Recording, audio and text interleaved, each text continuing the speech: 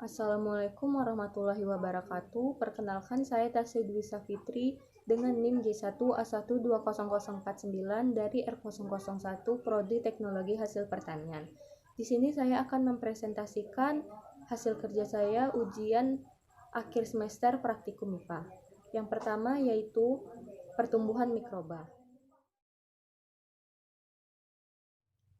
Sebelumnya, kita akan melakukan pengenceran. Pengenceran adalah proses membuat larutan yang lebih lemah atau kurang terkonsentrasi. Pengenceran log atau pengenceran bertingkat adalah pengenceran 10 kali lipat, yang berarti konsentrasi dikurangi dengan 10 kali lipat. Selanjutnya adalah penanaman mikroba dengan metode cawan. Yang pertama adalah strip plate, yaitu dengan menggoreskan suspensi bahan yang mengandung mikroba pada permukaan medium agar yang sesuai pada cawan Petri. Setelah inkubasi selesai, maka pada bekas goresan akan tumbuh koloni-koloni terpisah yang mungkin berasal dari sel mikroba sehingga dapat diisolasi lebih lanjut. Yang kedua adalah metode pour plate. Metode ini menginokulasi medium agar yang sedang mencair pada temperatur 45-50 derajat Celcius dengan suspensi bahan yang mengandung mikroba dan menuangkannya ke dalam cawan Petri yang steril. Yang ketiga adalah teknik spread plate, yang merupakan teknik isolasi mikroba dengan cara menginokulasi kultur mikroba secara sebaran, yaitu dengan menyebarkannya di permukaan media agar yang telah memadat.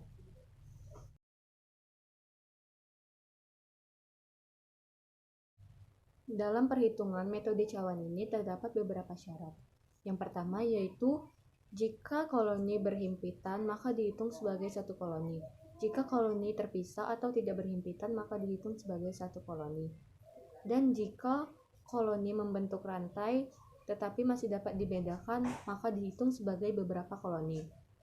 Jumlah koloni yang dapat dihitung pada setiap cawan adalah kisaran 30-300 koloni per cawan.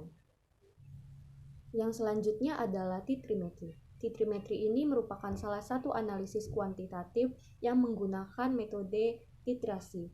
Metode ini didasarkan dengan hubungan stoikiometri sederhana dari suatu reaksi kimia.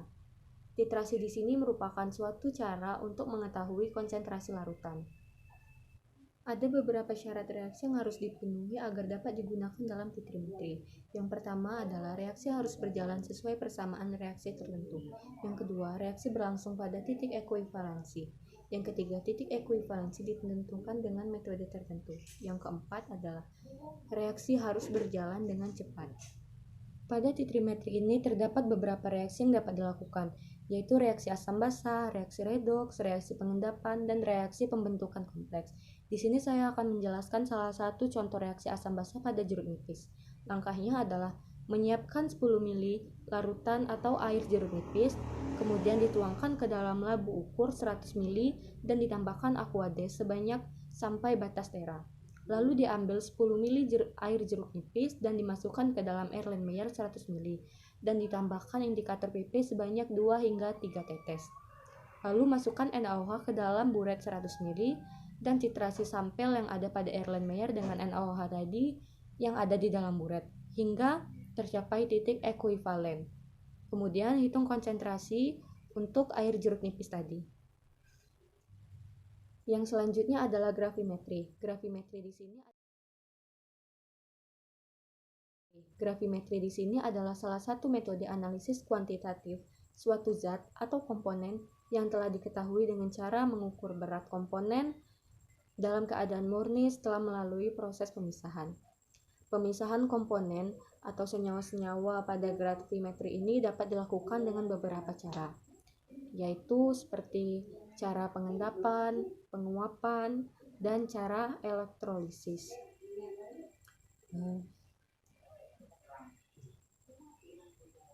Metode analisis gravimetri biasanya didasarkan pada reaksi kimia A kecil A besar ditambah B besar B kecil yang menghasilkan A besar A kecil B besar B kecil, di mana analit A besar bereaksi dengan senyawa B besar untuk membentuk senyawa baru AABB yang diketahui susunannya dan bersifat sedikit larut. Biasanya reagen B ini ditambahkan secara berlebih untuk menekankan kelarutan endapannya.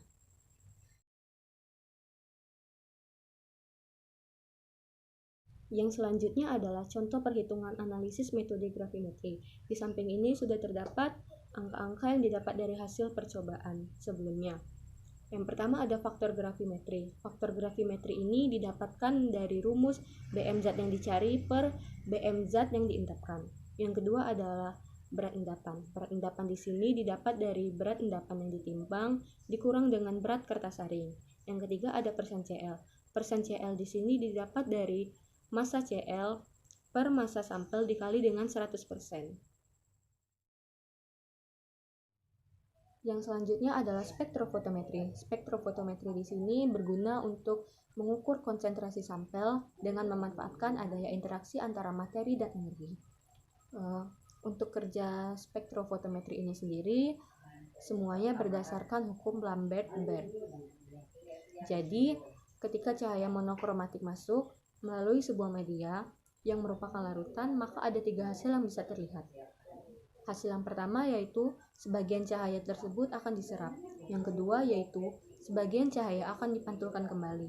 Yang ketiga adalah sebagian cahaya juga akan diteruskan. Alat yang digunakan dalam spektrofotometri ini adalah spektrofotometer. Komponen-komponen yang ada di dalam spektrofotometer dapat dilihat pada gambar di samping ini. Komponen-komponen yang ada pada spektrofotometer ini mempunyai fungsi yang berbeda-beda. Yang pertama sumber energi cahaya. Selanjutnya monokromator. Monokromator ini adalah suatu alat untuk menyempitkan pita spektrum cahaya yang dipancarkan sumber cahaya wadah sampel. Selanjutnya detektor. Detektor ini mendeteksi energi cahaya dan mengubahnya menjadi sinyal listrik. Amplifier yang memperkuat sinyal listrik menjadi bentuk yang dapat dibaca sistem, yang dapat membantu seorang analis dapat membaca hasil analisisnya. Yang terakhir yaitu kromatografi. Kromatografi ini merupakan salah satu jenis teknik laboratorium yang digunakan untuk memisahkan suatu campuran. Pemisahan suatu campuran pada kromatografi ini dilakukan dengan cara mendistribusikan zat pada campuran tersebut dalam 2 fase, yaitu fase stasioner dan fase gerak. Pada fase stasioner, biasanya permukaannya itu luas dan dapat berupa padatan atau cairan. Pada fase Eulen, biasanya berupa cairan yang bergerak lambat, dapat berupa cairan atau gas yang bergerak di sepanjang fase stasioner. Cairan yang bergerak di fase stasioner ini biasa disebut dengan Eulen. Eulen dibiarkan bergerak sepanjang fase stasioner sambil membawa zat yang akan dipisahkan. Eulen ini dibiarkan bergerak sepanjang fase stasioner sambil membawa zat yang akan dipisahkan tadi. Pergerakan zat terlarut itu dipengaruhi oleh resultan dari seberapa kuat fase stasioner menahan zat terlarut dan seberapa kuat fase Eulen membawa zat terlarut. Kekuatan fase stasioner menahan dan kekuatan fase gerak membawa sangat tergantung dari polaritas keduanya. Berikutnya adalah contoh analisis kromatografi. Seperti pada gambar di samping, ada 3 jenis sampel yang digunakan. Zat 1 dan 2 merupakan senyawa standar, dan zat 3 merupakan sampel yang akan dipisahkan. Dari hasil yang kita dapatkan, dapat diketahui bahwa nilai F-nya itu 7,5 cm. Dan untuk nilai sampel satunya adalah 2,7 cm. Sehingga dapat kita dapat nilai RF zat standar 1 adalah 2,7 per 3,5 yang hasilnya adalah 0,36.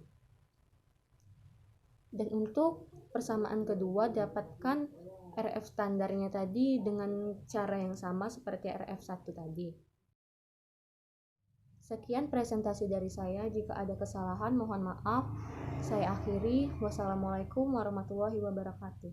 Terima kasih.